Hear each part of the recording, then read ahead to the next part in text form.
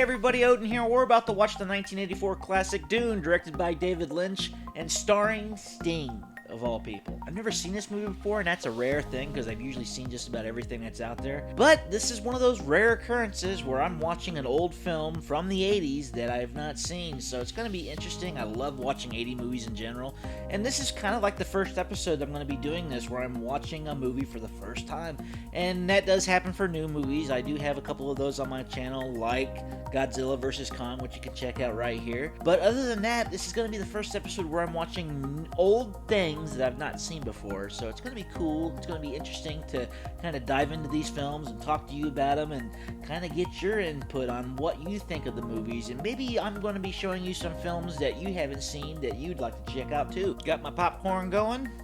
Let's get this movie rolling.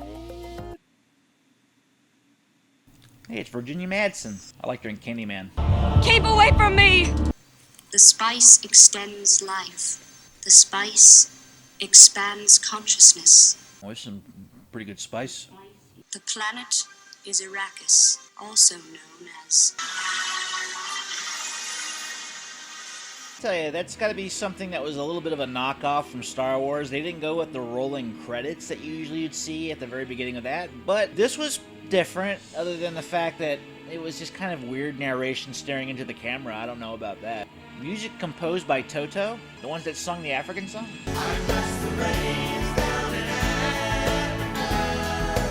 Speaking of spice, I put garlic powder in my popcorn. It actually makes it really good. Pretty good practical effects they got going on here. I mean, that's definitely models, but that's a lot of models, and that's probably a back of a soundstage. The suits in this, I read they were actually body bags that they made in the costumes. Pretty interesting. I guess David Lynch is not too thrilled with this movie. He just kind of considers it a disaster. It's kind of sad. He really put his heart and soul into it, sounds like, and didn't turn out the way he wanted it to turn out. I am your truthsayer, my lord. I wonder if he shaved her head. Looks like she did. Either that or it's a pretty good bald cap. These sets are ridiculous. I mean, it's so huge. Planet Caladan, home of House... I can't see these words. Kyle MacLachlan showed up a lot, and he was the main guy in Twin Peaks. He also showed up in Agents of S.H.I.E.L.D. There. Katie Prime and the Baron. There's a lot of exposition in this movie. I mean, even at the beginning, it started off with Virginia Madsen, which... Hey, it's Jean-Luc Picard. Engage. And that guy in the middle. He was from Quantum Leap. I don't remember his name, though. The animation. I don't even know what the hell this is. This is some kind of shield that they have on their belts. Do you have any information on the worms of Arrakis? Of a small specimen, only 125 meters long. That's small? It's 375 feet, or like 400 feet long. It's freaking huge. But behind them, I suspect, is the Emperor. Palpatine's in this?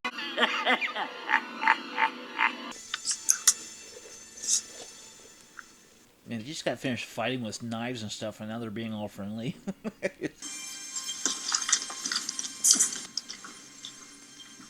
What I don't like about these kind of movies when they depict space, everybody's wearing the same kind of garb that you would see on Earth. I mean, at least in Star Wars, they had some kind of weird, it had its own style. It wasn't just like, that is an Earth style. It's like, no, that was something you would just seen primarily in Star Wars. Here, it's like they're dressed as like British royals in the Navy or something like that. It just, I don't know, it's too Earth-like to me. Duncan! This guy pops up in a lot of 80s movies. He was in The Secret of My Success, The Hunt for Red October. Always played like a top brass general or kind of a businessman. I'll miss the sea. That was a quick shot. It was an insert. Looked like they were looking at blue screen or something, and they overlaid the actors.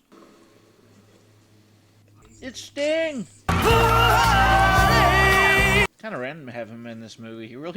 He didn't do a lot of acting. David Lynch actually turned down Star Wars Episode 6, Return of the Jedi, because he wanted to direct this instead. But he took over directing from Ridley Scott, who had to drop out because, I guess, his older brother passed away. So instead, he had to opt out. Instead of coming back, he ended up doing Blade Runner. Both good moves. Not for David Lynch, though. Listen to the Reverend Mother and do what she tells you. I can tell you already there's a lot of information thrown into like the first 20 minutes of this movie. And I can tell you that's probably one of this movie didn't work too well because it's just so much dialogue and information just tossed into you right off the bat. I mean, I get what's going on, but you really got to pay attention. Many men have tried. Tried and failed. They tried and died. That would be failure. So he wasn't wrong. Hey, it's Brad Dourif. I actually met him back in 2014 at Twin Cities Film Festival. I premiered my movie, American Beast, there, and he happened to be in a movie where one of the actresses that was in mine starred in that movie as well. I forget the name of it, but he was a pretty cool guy. He was also in Lord of the Rings, and he plays the voice of Chucky. I'm one of the most notorious slashers in history. I think the effects work pretty well for something that came out in 1984. Because you have something like Flash Gordon, doesn't work too well. Came out around the same time. But when you have something like Star Wars that you're following, I don't know, it's kind of hard to top what pushed the envelope at the time. I'd trim those eyebrows. Who in the right mind would have their eyebrows grow that big? There's Sting and his henchman, I guess. He just oozes coolness. Just that hair. This traitor will be worth more to us than 10 legions! I gotta say, there is way too much talking in this show. Not enough action. There's just so much dialogue in something that should be an epic space opera, and I'm not getting that. He's floating away. Grab him! I don't even know what's going on. He's got painted toenails. Oh. The heck? What the hell's going on? I'm so confused. What did he do? Did he kill him? For what reason? I don't even understand what that was all about. Sting likes it. Father, you've touched me. I remember the night I conceived you. I mean, that was just kind of a random flashback there. There's a dog. Well, that's cool. I like that visual. Got a matte painting in the background with model ships flying to it. It's probably all the same ship and they're just duplicating it. I like the practical effects. I guess this is supposed to take place in our future, and that's why they have human Earth-like customs when it comes to their clothing and stuff. Still, when it takes place 10,000 years into the future, or I should say 8, you think there'd be some kind of advancement in the way we dress. Yeah, that's one thing about this movie when they show these models where their camera's just kind of zooming through it, or some of this practical effects. It's really cool. It's really good how they did it back in the day, but that's the only good thing so far about this movie because a lot of the dialogue and the scenes with humans in it, it's kind of on the slow side. Yeah, some of these shots here, it looks so good how they have it looks like models, practical effects kind of blended in with wider shots. Remember, water is life. I thought spice was life. Guess water is too. Hey, there's Max von Sydow. I loved him as an actor. He starred in some pretty good stuff. He was in What Dreams May Come. That was one of the last things I saw him in. He passed away last year, I think. He was also in Star Wars, The Force Awakens, in that very first scene with Kylo Ren where he was killed off, like, in a matter of 2 minutes. Which I never understood. Like, they never revisited what his character was all about in the entire trilogy, which is a mess in its own. Max von Sydow and Patrick Stewart both hated the way these suits felt on their bodies, from what I read. But it turns out Max von Sydow didn't really mind because I guess he thought his body looked pretty good inside the suit. So. Wow, Father, sand. That's some cheesy effects that they got with the lightning or whatever that's supposed to be. I guess the worms create electricity. Here comes a worm! That whole thing's a worm? Jesus. How do you fight that? It's like a big Tremors. You need some Kevin Bacon, I guess. Can you fly, you sucker? Can you fly? If you haven't seen Tremors, look it up. It's worth watching. The Bene Gesserit mother. Ah, she's on NCIS. Los Angeles. She did a lot of movies. She was in Kindergarten Cop. She played the principal. She's also in a good western called Silverado. Worth watching.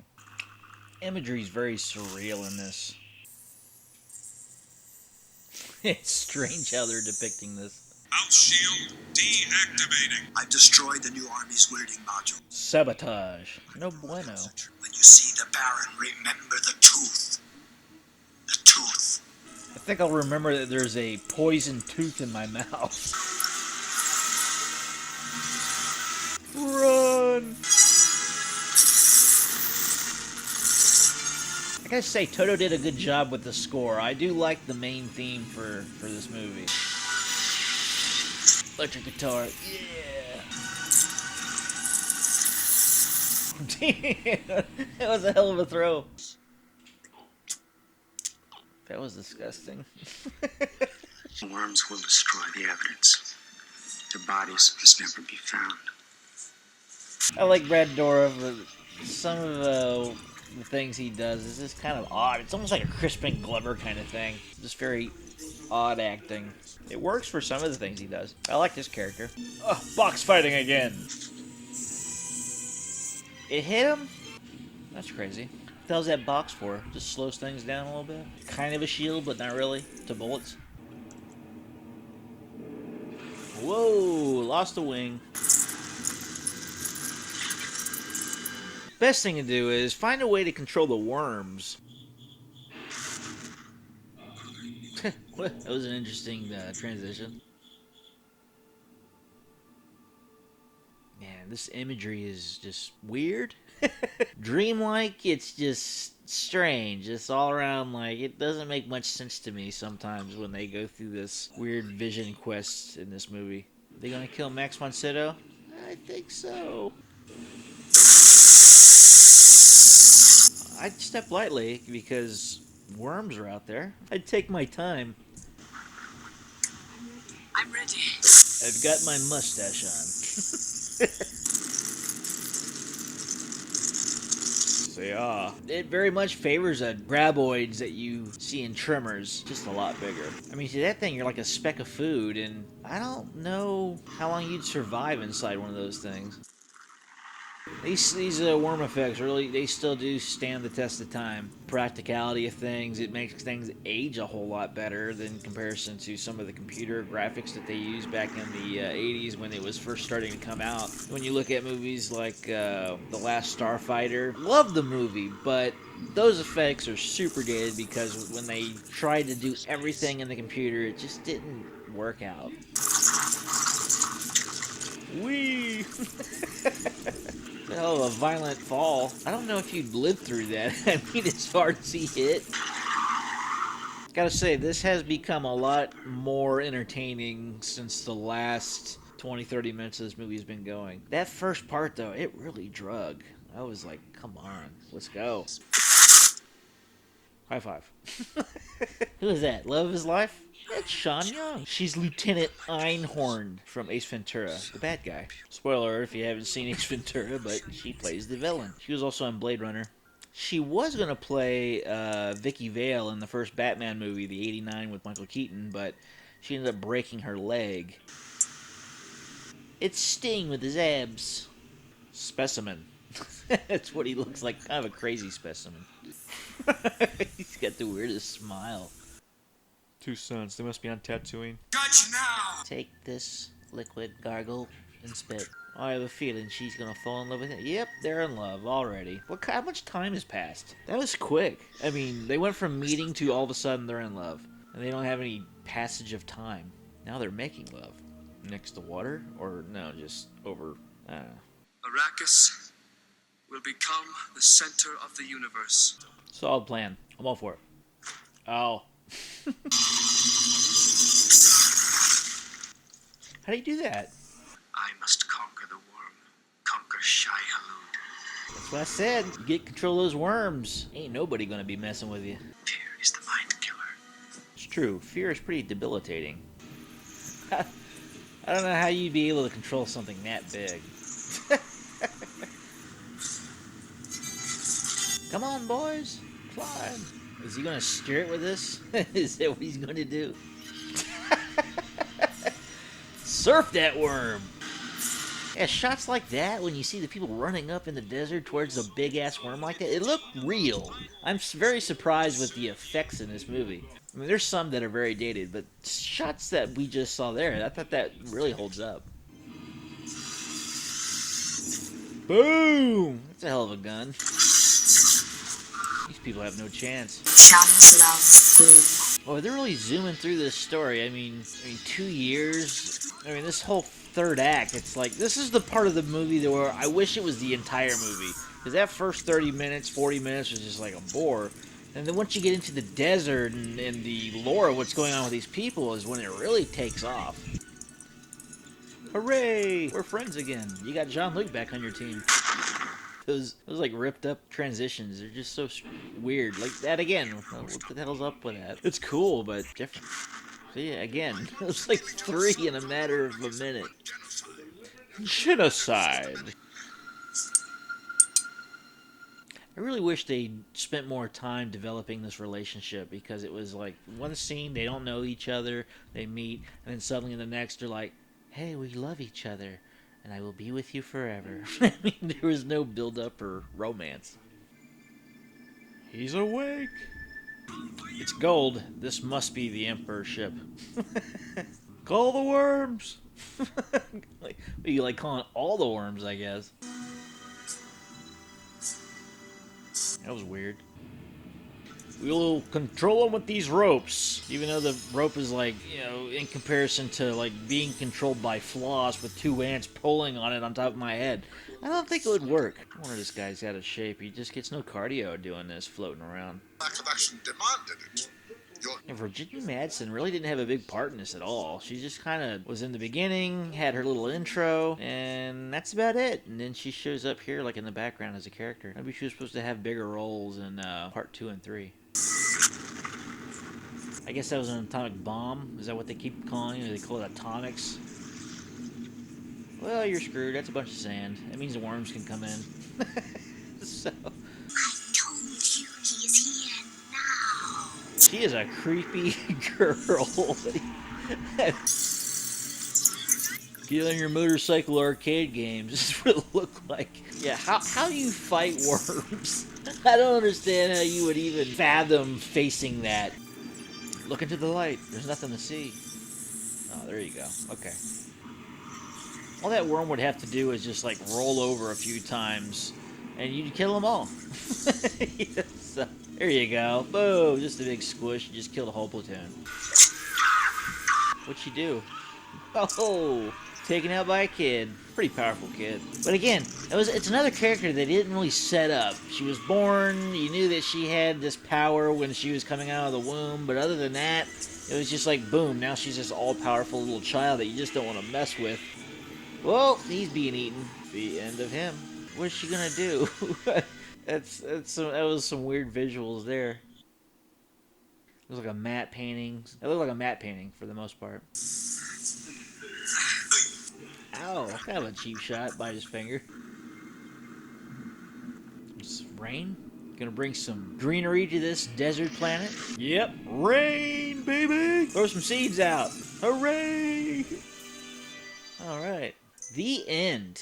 Well, that was Dune, the 1984 classic. Gotta say, the first 30 to 40 minutes of it were kind of drug for me. I wasn't too thrilled with it. I was actually pondering about turning it off just because I wasn't that thrilled with the movie in general. And then we got into going to Dune, Colin McLaughlin's character basically being lost with his mother into the sand dunes where the worms were at, and that's where the story kind of picked up and started getting better to me. But before that, it was just a lot of talk, a lot of blah blah blah, this guy, that guy, we learned things here and there, but I like action involved with that too. I like a little bit of excitement that kind of goes along with some of the exposition that they were doing at the very beginning of the film. But once I got past all of that, then it got really decent. I enjoyed the story, but the only problem was with the kind of like midways up until the end of the movie, it jumped like forward a lot, where you get there and then Colin McLaughlin, he's captured by these people, then he becomes like their leader all of a sudden, which there was no build up for. It was like, we trust you. We will follow you wherever you want us to go. And it's like, whoa, we just met. So I don't know. And then all of a sudden he's in love with Sean Young after they just met, and then suddenly they're together and they love each other for eternity, and there is no one else but you. And it's been years, and we kind of get that through dialogue, but at the same time it's just no build up. It was just all boom, boom, boom from one scene to the next, and it was just kind of pushed forward. It felt forced. It almost felt forced. And the way they talk about Dune, it's a very epic film, and I think the book itself was like 430 something pages, and I mean that's not like a Stephen King epic like It was or The Stand, but it's still a pretty decent length for a book when it comes to telling the entire story. And I've never read the books, and I know it's probably the #1 biggest selling sci-fi book series of all time, is from what I understand. When it came to the special effects, I thought the practical effects, the model making, they did a couple matte paintings, the mixture of real shots with practical models, it looked seamless in some of the things. Some of it not so much, but there was a lot of mixtures of different things where they had ships that were coming in and you had people down in the foreground that were smaller. It was a wide shot, but the mixture of both of them in the same shot looked very realistic. And the worms, I thought the worms looked great too, along with the models that they had with a lot of the exterior shots when it came to these cities that we were looking at. But the story itself, it was just very weirdly paced to me. As I said, very slow at the beginning, and then it picked up at the end, which is what movies should do. Movies should kind of, take its time at the very beginning, but I think this one took a little too much time and just put a lot of wordage in there. The acting was pretty good. I enjoyed it. Even Sting was a little on the cheesy side, and there was some cheesy dialogue here and there. But otherwise, I thought everybody was on par with it. I thought it was decent. But when it comes to this movie, ranking it 1 to 10, it's going to be hard for me to kind of come to a number, but I do have to choose one. So if I'm going to say anything about it, since the beginning was a little slow, I want to run it around 6.5. That's where I'm putting Dune at when it comes to my review of this. But anyways, stick around for my next episode. Subscribe. Please comment below. Tell me what you think of this video and let me know what you thought of this movie. But until next time, see you later.